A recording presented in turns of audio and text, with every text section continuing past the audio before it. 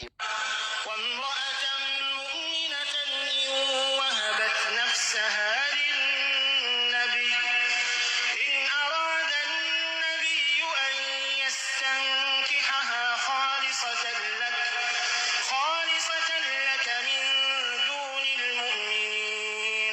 Bonjour mes amis, vous voyez, là c'est le mot niquer qui est employé.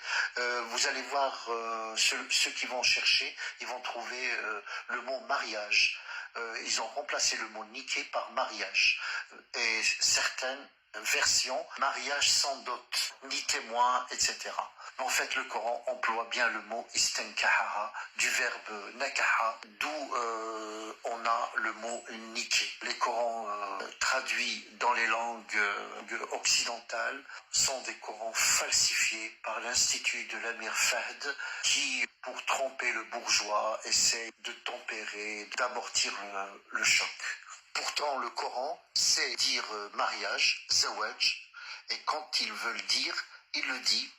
Par exemple, dans Surat al-Ahzab, la même sourate, verset 37.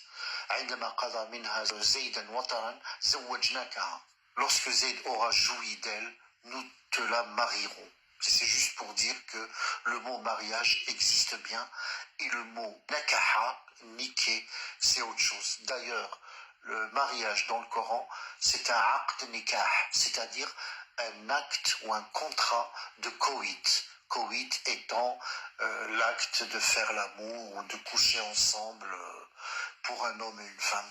La critique de l'islam vient non pas pour se moquer des croyances des musulmans, hein, ils croient en ce qu'ils veulent, en le prophète qu'ils veulent, personne ne me dérangera quand il ira faire sa prière, ou quand il vénérera le Dieu Allah ou un prophète, quel qu'il soit.